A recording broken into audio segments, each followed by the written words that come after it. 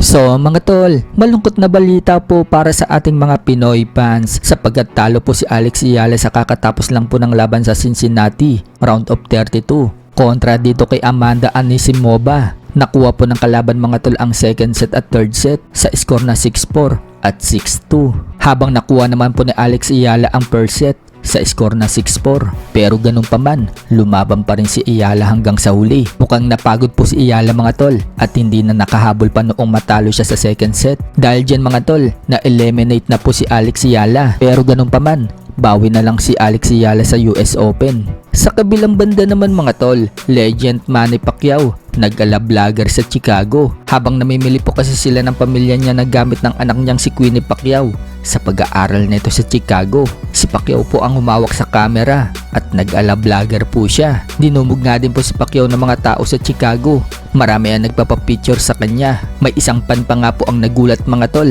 nang makita si Manny Pacquiao. Napa oh my god po siya habang tinatakpan niya ang kanyang bibig. Hindi kasi niya inaasahan na makakasalubong niya si Pacquiao sa daan, kaya nagkaroon tuloy siya ng pagkakataon na makapagpapicture. Sa ibang banda naman mga tol, Billy Jack Sanchez hinamon si Manny Pacquiao. Una nga pong hinamon ni Billy Jack Sanchez ay itong si Gervonta Tank Davis, kung saan minessage niya ito. Hindi daw sumagot sa kanya itong si Tank Davis, kaya si Pacquiao naman ang kanyang minessage. Paghahamon nga po ni Billy Jack, matagal daw sumagot si Tank Davis sa kanya, kaya si Pacquiao na lang daw ang hahamunin niya sa boxing. Baka daw gusto ni Manny Pacquiao na mamasahin ng kamao niya, pero kung busy daw si Pacquiao, yung anak na lang daw niyang si Emma Bacosa Pacquiao ang kanyang pagpapraktisan bago daw niya balagbagin si Manny Pacquiao sa kanyang mga galawan. Samantala, nagpadala din ng mensahe itong si Billy Jack Sanchez kay Alex Eala. Sinabi niya mukhang crush daw siya ni Alex Eala.